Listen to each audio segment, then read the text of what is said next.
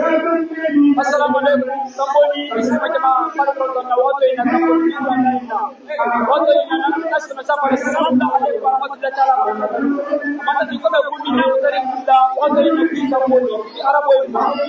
Sandaka kono nike bayi bandika. Saki orang terlibat kamboni na watu ina. Ndapo sawasa Beri kita kumina orangnya, masa polisi nak kono, kita lain kita nak ini, ada siapa berasa, waktu yang kampuni, ada alam apa berasi, waktu yang kampuni, kalau dah hari payah waktu yang kampuni mangkoka, kalau mangkok pun ada waktu yang belum waktu yang ada general kampuni, ada president kampuni, waktu yang ada mobil kampuni, berapa berasi waktu yang kampuni, ada president kampuni,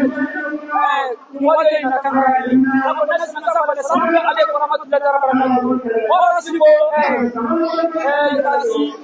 waktu yang lima kali nasi orang bisa berpasangan dalam muncul, tapi tinggi bila Misro pada, ada mana TV, televisi apa lagi? Main di dalam sedang orang bicara ada yang orang ada kalau orang main di dalam sedang orang TV jadi kalau kita mana orang ada apa orang kita apa jangan Waalaikumsalam warahmatullahi taala wabarakatuh. إن الحمد لله ونحمده ونستعينه ونعوذ بالله من شرور أنفسنا وسيئات أعمالنا من يهده الله فلا مضل له ومن يضلل فلا هادي له أشهد أن لا إله إلا الله وأشهد أن محمدا عبده ورسوله اللهم صل على محمد وعلى آل محمد كما صليت على إبراهيم وعلى آل إبراهيم في العالمين إنك حميد مجيد وتمجد سمتنا تنها منصور من غندا حبيلو ميتنا أي سامر ولوبنا أولو بمكلا كان kampoli jam bari alhamdulillah rabbil alamin abe yakta ko mi lari de mo hinkan ani tebe ni kambe min beja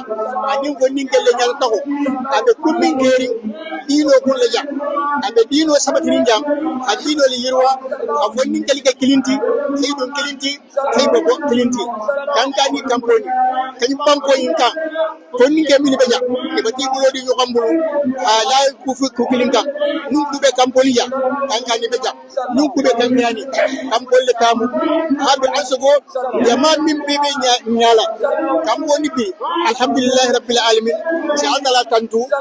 manjole nemola abata minga kamponi ko ni kelma ile be nyoko yalla ani le nyato gola ani le kankino to yalla ni gaye mawlud nabi sallallahu alaihi wasallam abe khidmala sawo ni urala yamma sabula wabbe be to kamalam nimbe kante pesa kiyala bari ni gaye ati bebe tankilin gola benga yemu wa benga wo al mo tagale nyato be wala munna wonni de be koka ani mel be kono an jaga sringala ani yiri wola wala be so kiya